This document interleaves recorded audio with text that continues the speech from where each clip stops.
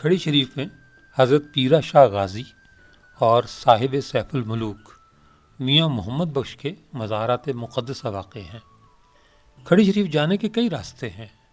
भिंबर से जातलां के ज़रिए खड़ी शरीफ पहुँचा जा सकता है, जबकि दरियाए झेलम का पुल पार करके जैसे ही आज़ाद कश्मीर शुरू होता है, सीधी सड़क खड़ी शरीफ जाती है, जबकि उल्टे हाथ वाली सड़क मीरपुर आती है। इस मकाम से खड़ी शरीफ का फासला 14 किलोमीटर है। मीरपुर से खड़ी शरीफ सिर्फ 10 किलोमीटर के फासले पर है। ये मीरपुर चिचियाँ रोड पर वाक़ है। रास्ता मुश्किल 10 किलोमीटर है, लेकिन इर्द गिर्द के नज़ारे बेहद खूबसूरत और दिल लुभाने वाले हैं।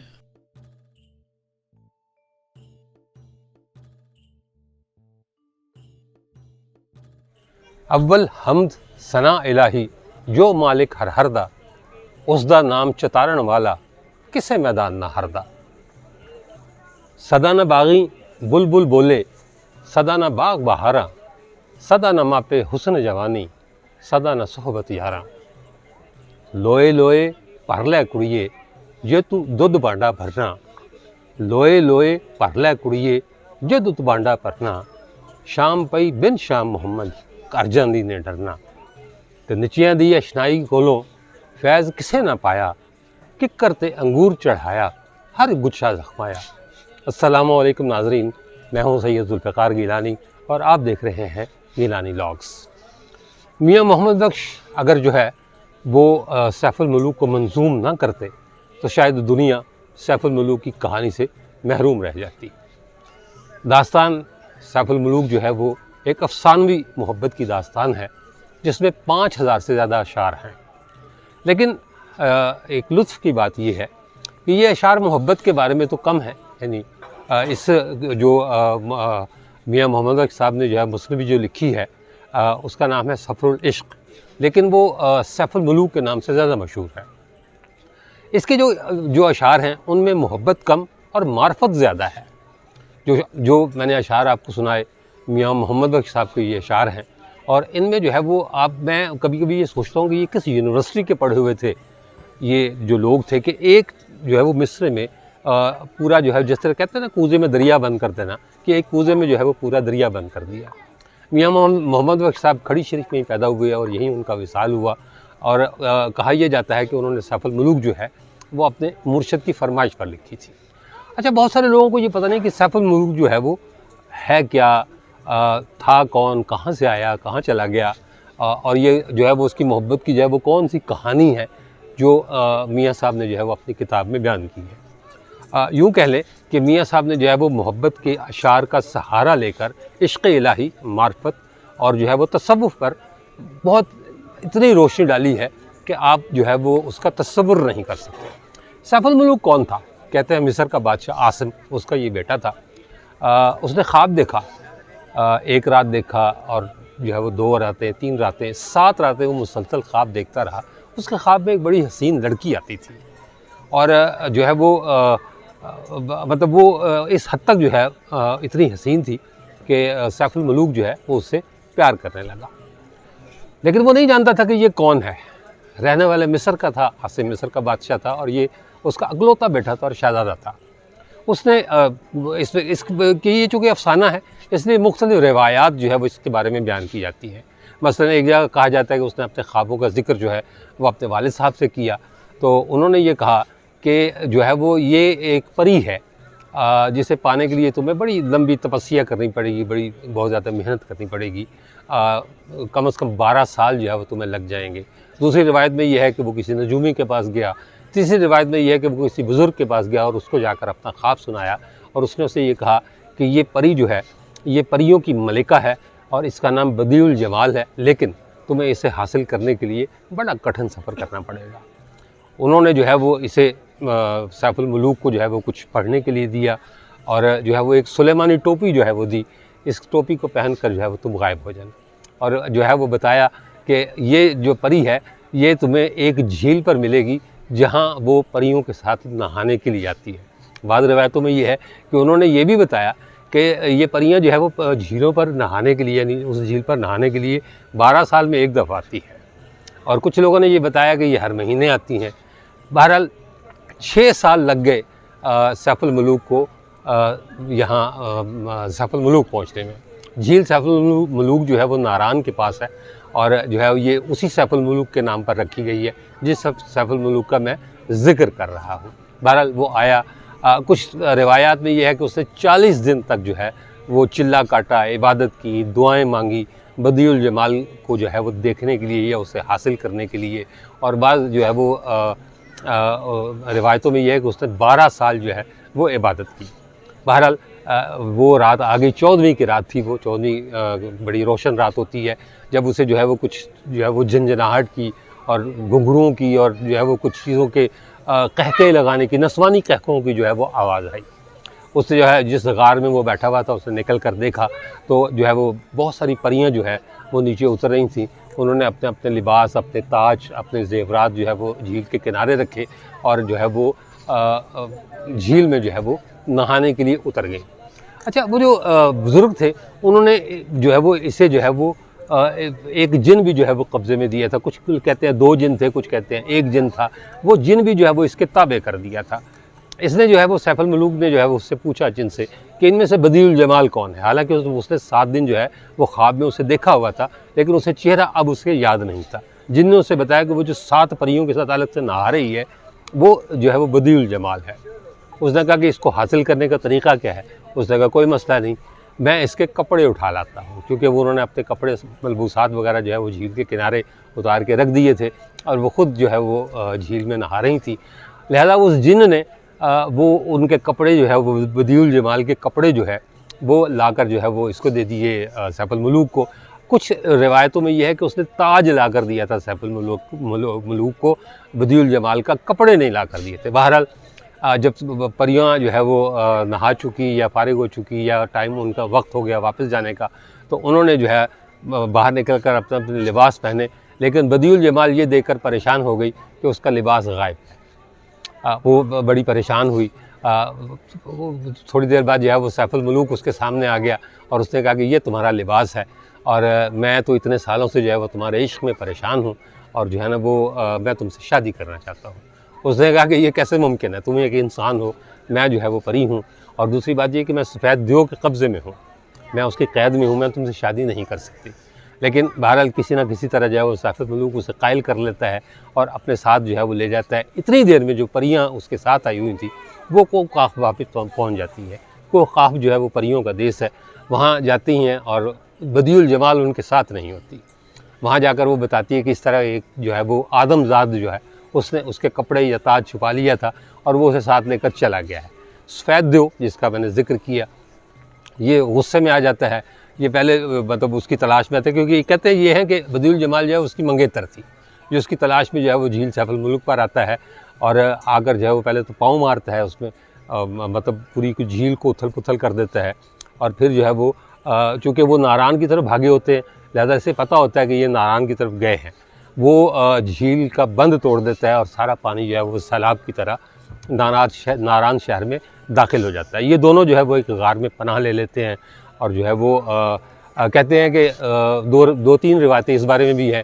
कहते हैं ये दोनों जो है वो उस गार में अब भी जिंदा हैं, उस गार से खुशबुएँ आती हैं और अगर आप रोशनी लेकर जाएं तो रोशनी नहीं होती।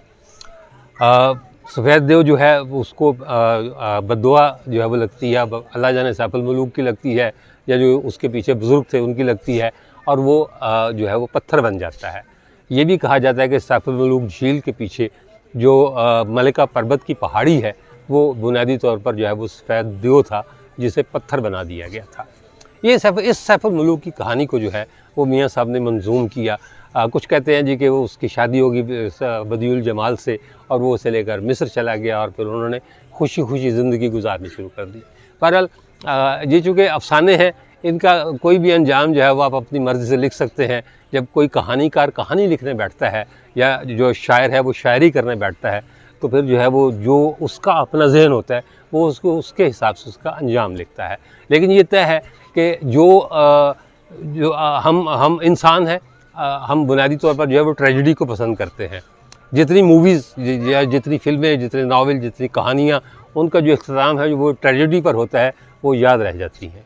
और जिनका खुशी और मुसरत पर होता है, हीरो हीरोइन की शादी हो गई या जो है वो कुछ और को खुशी की बात हो गई, वो ज़हन से उतर जाती हैं। इसकी एक मिसाल जो है वो हीर रांझा की दूंगा कि हीर रांझा ऐसा नहीं है कि जो है वो सिर्फ वारिस शाह ने लिखी। हीर रांझा बहुत लोगों ने लिखी, लेकिन वारिस शाह की हीर इसलिए जो है वो ज़िंदा रह गई कि उसने हीर को मार दिया था। अगर वो हीर को ज़िंदा रखता तो शायद हीर आज भी ज़िंदा ना होती। यही सूरत सैफुल मलूक के साथ है। सैफुल मलूक जो है वो जिन लोगों ने तो ये कहा कि वो मिस्र चला गया, अब उसको बदिउल जमाल को साथ लेकर शादी कर ली, बच्चे हो गए, वो तो याद नहीं है, लेकिन जो गार में जाने वाली कहानी है वो सबको याद है। मियाँ साहब ने उसी कहानी को मंजूम किया और जो है वो मेरा ख्याल है 5880 अशार हैं सैफुल मलूक में। सफ़रुल इश्क जिसका नाम है, जो मुस्लिमी है, और उसमें जो है वो उन्होंने ये दास्तान इश्क तो बयान की है सैफुल मलूक की, लेकिन ये कि जो मार्फत है, जो इश्क इलाही है, उसकी ज़्यादा तरगीब दी है। उनके हर शेर में जो है वो इश्क इलाही की तरगीब मिलती है। जहाँ तक परियों की बात है, मुझे नहीं पता झील सैफुल मलूक जो है वो मैंने वैसे देखी है, और अल्लाह जाने जो है वो परियां और जिन वहाँ अब उतरते हैं या नहीं उतरते। लेकिन एक बात तय है कि जब भी 14वीं की रात आती है उस झील का, अच्छा उस झील की ख़ास बात ये कि उसका पानी कभी कम नहीं होता, ना ज़्यादा होता है ना कम होता है। लेकिन जब 14वीं की रात आती है तो घोड़े होते हैं वहाँ पर जिन पर सवारी करते हैं लोग जाकर, घोड़े बिदकते हैं, और घोड़े सिर्फ उन चीज़ों से बिदकते हैं जिन्हें हम नादीदा चीज़ें कहते हैं, जैसे जिन, भूत, चुड़ैल, परियां। घोड़े जानवर जो है वो उन चीज़ों से बिदकते हैं। उस कहानी में क्या हकीकत है, क्या फसाना, ये हमें नहीं पता। हम सिर्फ ये जानते हैं कि मियाँ साहब ने उसे मंजूम करके अमर कर दिया। रहमत दा दरिया इलाही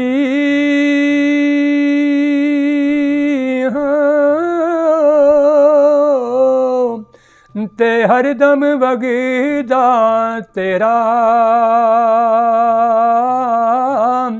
जे हकीकत तेरा बख्शे मैनू ते कम बन जासी ओ मेरा। ते रहमत दा उमी पावे खुदाया,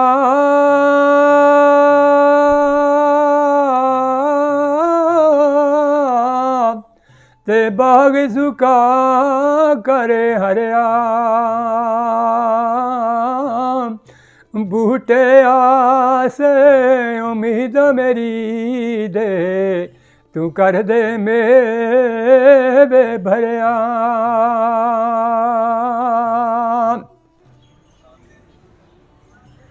दरबार में जैसे ही दाखिल हों, दोनों जानिब जो है वो कब्रिस्तान है, जहाँ मुख्तलिफ़ कब्रें बनी हुई हैं। मेरा ख़्याल है कि शायद इन कब्रों का अहले दरबार से तो कोई ताल्लुक़ नहीं है, ये आम कब्रिस्तान है, और इसमें दर्जनों के हिसाब से कब्रें हैं। यकीनन जो है वो ये खड़ी शरीफ के रिहायशी होंगे जिनकी कब्रें जो है वो यहाँ बनी हुई हैं। जैसे ही आप अंदर आते हैं, मियाँ मोहम्मद बख्श का जो है वो अपना एक शेर लिखा हुआ है, बसकर मियाँ मोहम्मद बख्शा मोड़ कलम दा घोड़ा, सारी उम्र दुख नहीं मुकने वर्का रह गया थोड़ा। और इधर जो है वो एक और शेर लिखा हुआ है, अमल करें ते थर थर कंबड़ उछियाँ शाना वाले, फजल करें ते बख्शे जावण महंजे मुँह काले। ये दोनों अशार मियाँ मोहम्मद बख्श हैं जो रोज़ा अक़दस पर लिखे हुए हैं, और ये इसका जो है वो दाखिली रास्ता। ये छोटी छोटी जो है वो कब्रें हैं, इनके साइज़ के हिसाब से लगता है कि ये बच्चों की कब्रें हैं, लेकिन जो है वो ये नहीं पता कि किन की कब्रें हैं। ये मियाँ साहब के मुर्शद, दादा मुर्शद बल्कि आप कह सकते हैं, ये उनकी आखिरी आरामगाह है, पीरा शाह गाजी।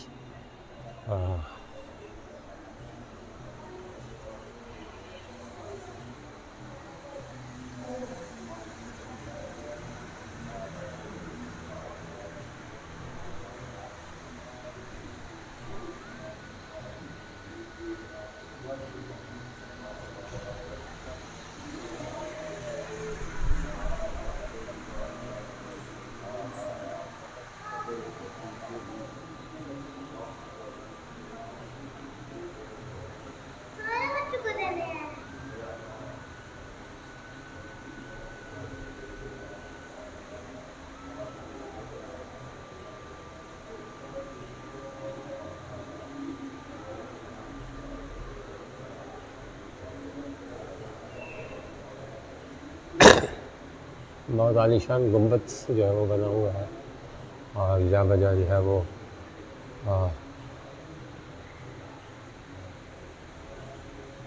आका जी सरकार दो आलम सल्लल्लाहु अलैहि वसल्लम के इसमें ग्रामी कंधा है और जो है वो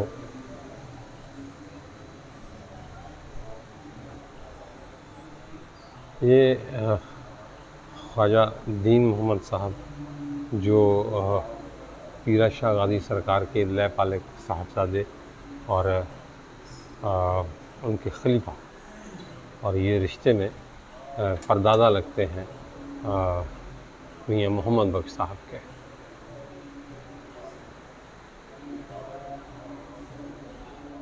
मैं नीवा मेरा मुर्शद ऊंचा, मैं नीवा मेरा मुर्शद ऊंचा, मैं ऊंचियां दे संग लाई, सदके जमाना ऊंचियां वालों जिन्ना नीवियां नाल निभाई। खस खस जिन्ना कदर ना मेरा मेरे साहिब नू वड्याया, मैं गलियां दा रूड़ा कूड़ा मैनू महल चढ़ाया साया। सारे कहंदे तेरा तेरा ते मैं भी कहंदा तेरा, तेरा ते मौला कुछ नहीं हो जावना, कदे कह छड़ दे तू मेरा। पीरा शाह गाजी के पहलू में जो है वो मियाँ मोहम्मद बख्श साहब का मज़ार है, ये सामने नज़र आ रहा है आपको। और मज़ार पर जो है वो चारों तरफ जो है वो शेर लिखे हुए हैं मियाँ साहब के। कड़ी शरीफ जो है वो पहले भी आबाद था और आज भी आबाद है। और पीरा गाजी शाह दमड़ी वाली सरकार, उनकी वजह से जो है वो कड़ी शरीफ बहुत से जो है वो हलकों में पहचाना जाता है। लेकिन अब जो है वो कड़ी शरीफ कह सकते हैं कि जो सबसे ज़्यादा पहचान है वो मियाँ साहब का मज़ार गुज़रा। अस्सलामु अलैकुम मियाँ मोहम्मद बख्श साहब। ये मियाँ मोहम्मद बख्श साहब का रोज़ा अक़दस, यहाँ भी जो है वो बड़ा शानदार फानूस और गुम्बद बना हुआ है और चारों तरफ जो है वो नबी करीम सल्लल्लाहु अलैहि वसल्लम के 99 नाम जो है वो कंधा है। रोज़ाना ज़ायरीन की बहुत बड़ी तादाद जो है वो यहाँ हाज़िरी देती है।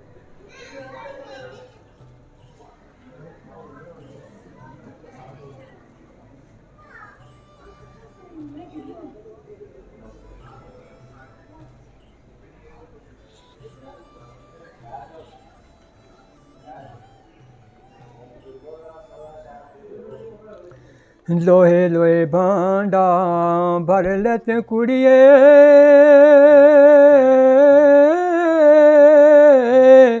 जे तुद भांडा भरना,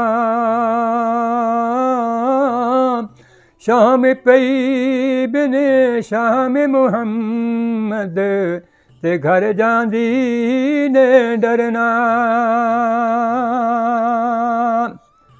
चंगे मंदी सजना कोलों सोवारी हो जांदी, यार यारां दा गिला नहीं करे दे, असल परीत जिना दी। तू बेली ते ओ सब जग बेली,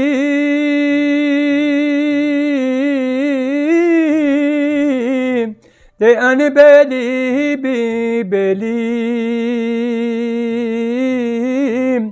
सजना बाद मुहम्मद बख्शा अज सुंजी पई ये हवेली। दोनों मज़ार पहलू ब पहलू हैं। पहले जो है वो पीरा शाह गाज़ी का मज़ार है, जिन्हें दमड़ियों वाली सरकार कहा जाता है। 1665 में पैदा हुए और 1742 में आपका इंतकाल हुआ।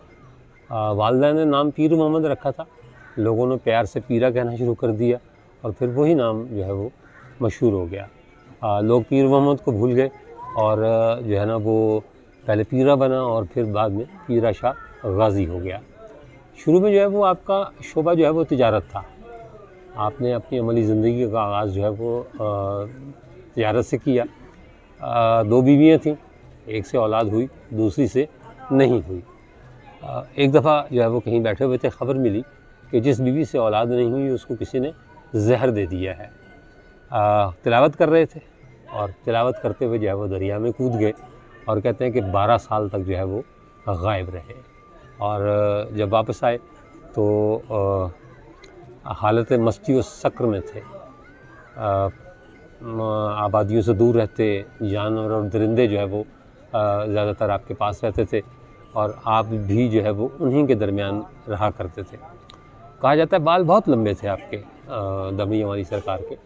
और जब अल्लाह का ज़िक्र फरमाते तो वो लंबे बाल जो है वो सीधे आसमान की तरफ खड़े हो जाते। बड़ा अजीब-ओ-गरीब मंज़र होगा कि जो है ना वो लंबे बाल, और जब अल्लाह ताला का ज़िक्र फरमा रहे हैं तो वो जो है वो बिल्कुल सीधे जो है वो खड़े हो जाते थे। अक्सर नंगे पाँव और बहना सर रहा करते थे, जूते नहीं पहनते थे। आपकी वैसे तो औलाद थी, लेकिन आपने जो है ना वो अपना दीन मोहम्मद जो है वो उन्हें लैपालिक जो है वो उनकी औलाद लिया और उसी को अपना खलीफा भी बनाया, जो है वो दीन मोहम्मद कादरी। बाज़ जगहों पर लिखा हुआ है कि जो है वो दीन मोहम्मद कादरी साहब आपकी कब्र मुबारक जो है वो पीरा शाह गाज़ी के पहलू में है। बाज़ किताबों में लिखा हुआ है कि परदादा हैं आप अपना मियाँ मोहम्मद बख्श साहब के, और बाज़ किताबों में लिखा हुआ है कि दादा थे। लेकिन बहरहाल वालिद साहब का नाम जो है वो मियाँ शमसुद्दीन कादरी है। मियाँ मोहम्मद बख्श साहब का 1830 में खड़ी शरीफ में पैदा हुए और 1907 में आपका इंतकाल हुआ। आपका ताल्लुक़ जो है वो गुजर ख़ानदान से है, ज़ात के गुजर हैं बरादरी के, और चक ठाकुरा वहाँ इनकी पैदाइश हुई थी। कहते हैं इनके बड़े जो है वो गुजरात के इलाके से हिजरत करके यहाँ कार आबाद हुए थे। आप का शायरी में जो मकाम है उस मकाम के हवाले से आपको रूमी कश्मीर कहा जाता है। ज़िंदगी भर शादी नहीं की। जो सिलसिला है तरीक़त का वो कादरी, कलंदरी और हजरवी है। जो किताब लिखी उसका नाम आपने तो सफ़रुल इश्क़ रखा था, लेकिन वो सैफ़ुल मुलूक के नाम से जो है वो मशहूर हुई। सफ़रुल इश्क़ का नाम शायद कोई भी नहीं जानता। तो विसाल के बाद जो है वो यही जो है ना वो अपने दादा पीर कह सकते हैं आप। जो मियाँ साहब के मुर्शिद थे वो इनके बड़े भाई थे, तो इस लिहाज से जो है वो पीर दमड़ियों वाली सरकार जो है वो इनके परदादा मुर्शिद हुए। अच्छा, दमड़ियों वाली सरकार को जो है वो दमड़ियों वाली सरकार क्यों कहते हैं, इस बारे में भी एक रिवायत मशहूर है, वो भी आपको बताते हैं कि एक बार जो है वो आप हज़ूर गौस पाक की खिदमत में हाजिर थे, तो किसी बात पर जो है वो खुश होकर या हालत जो है ना वो मस्ती में गौस पाक ने फरमाया कि फ़कीर, हमारी तरफ से 1 लाख टका वजीफ़ा जो है वो जो है वो हम तुम्हें इनायत करते हैं। 1 लाख टका जो मखलूक़ खुदा जो है वो हर रोज़ नज़र और नियाज की सूरत में जो है वो तुम्हारे हजूर दिया करेगी। तो कहते हैं कि जो है वो पीरा शाह गाज़ी सरकार ने जो है वो गौस पाक से कहा कि दुनियावी माल मेरे तो किसी काम का नहीं, लेकिन होगा ये कि मेरे जानशीन जो है वो इस दौलत की वजह से अल्लाह की याद से गाफिल हो जाएंगे, तो इसलिए आपसे दरख्वास्त है कि इसे कम कर दें। तो गौस पाक ने जो है वो कहा कि अच्छा अगर ऐसा है तो फिर जो है ना वो 1.25 लाख दमड़ी कर देते हैं इसको, बजाय टका के।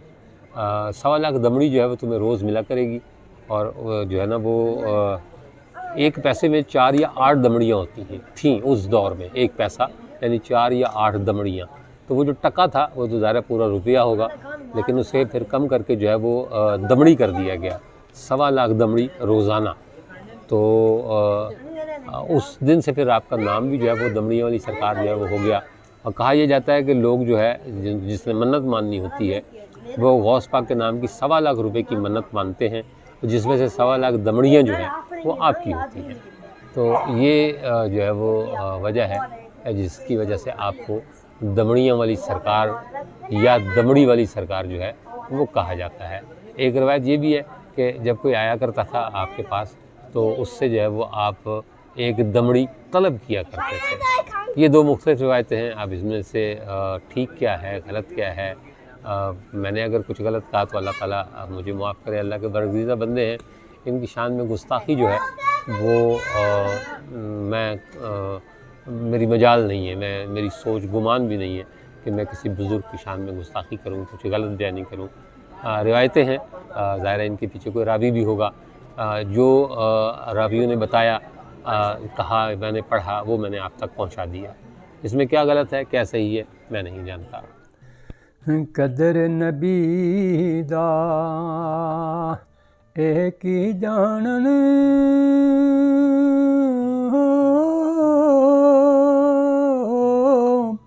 ए दुनियादार कमीने,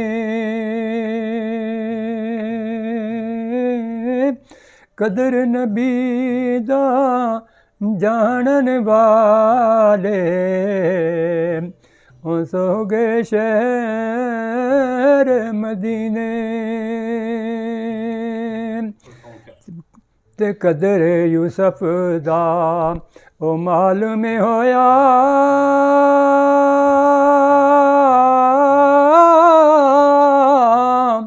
ते भाया मिसर गयानो, ते कदर नबी दा मालूम होया, कबरां विच गयानो, ते कदर कीता उसी कुदरत वाले, कदर कीता उसी कुदरत वाले, ते कदर कीता जिस बारा नाल मोहब्बत अरशायो, ते सदया महबूब प्यारा। कहते हैं मियाँ मोहम्मद बख्श साहब ने जब अपनी किताब मुकम्मल की तो उसे लेकर जो है वो पीर मेहर अली शाह गोलवड़ी साहब के हजूर पेश हुए। उस वक्त जो है वो पीर मेहर अली शाह साहब हयात थे और कहा कि सरकार मेरे हक़ में दुआ फरमा दें। पीर मेहर अली शाह साहब गोलवड़ी ने कहा कि दुआ तुम्हारे लिए कल्याम में होगी, कल्याम में एक बाबा जी जो हैं वो तुम्हारे लिए दुआ करेंगे। ये गोलड़ा से वापस जो है वो खड़ी शरीफ आने के लिए रवाना हुए तो मंदरा के करीब जो है वो मियाँ साहब का घोड़ा बैठ गया। ये वहाँ से पैदल उतर कर कल्याम शरीफ पहुँचे बाबा फजलुद्दीन कल्यामी के पास और उनसे दरख्वास्त की कि सरकार मैंने इस तरह जो है वो किताब लिखी है सैफुल मुलूक, मेरे लिए दुआ कर दें। बाबा जी ने कहा, बाबा फजलुद्दीन कल्यामी साहब ने कहा कि मैंने तुम्हारे लिए दुआ की है। ये जो किताब जो तुमने लिखी है ये घर घर पढ़ी जाएगी, सिर्फ घर घर पढ़ी नहीं जाएगी बल्कि ये बहुत सारे लोगों के रिज़्क़ और रोज़ी का ज़रिया भी बनेगी। ये ज़बान ज़द आम होगी और ये बहुत मशहूर होगी। और बाबा फजलुद्दीन कल्यामी की दुआ सच साबित हुई। लेकिन शर्त यह है, बाबा जी ने साथ ये भी कहा कि शर्त यह है कि मेरे मरने तक जो है वो किसी से इसका ज़िक्र ना करना। तो इसका मतलब ये हुआ कि दुआ जो है वो वली की हो या आम इंसान की हो वो कबूल होती है, क्योंकि ये अल्लाह ताला और इंसान का बाहमी मामला है। तो इसलिए दुआ करना जो है वो सुन्नत भी है और अल्लाह ताला इससे पसंद भी फरमाता है कि जो दुआ करेगा मैं उसे दूंगा और नवाजूंगा। आप भी दुआ कीजिए अपने लिए, मेरे लिए, सबके लिए, हमारे लिए जो है वो ज़िंदगी और आखिरत में आसानियाँ हों, हमारी परेशानियाँ दूर हों, हमारे मसाइब और मुसीबतें ख़त्म हों। वलियों के दरबारों पर जो है वो सुकून और राहत मिलती है। देने वाली ज़ात अल्लाह ताला की है, देता सिर्फ वो है। कोई पीर जो है वो ना किसी को औलाद देता है ना किसी को कुछ दे सकता है। हाँ, यहाँ सुकून और राहत ज़रूर मिलती है। तो आज का व्लॉग इतना ही, लेकिन मियाँ साहब के एक शेर के साथ कि लै ओ यार हवाले रब दे मेले 4 दिनां दे, लै ओ यार हवाले रब दे मेले 4 दिनां दे, उस दिन ईद मुबारक होसी जिस दिन फिर मिलांगे। अल्लाह हाफिज़। हिजर तेरा जे ओ पानी मंगे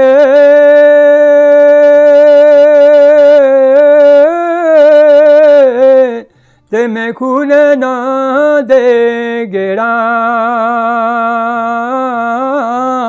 दिल करदा तनू सामने बिठा के मैं दर्द पुराने छेड़ा।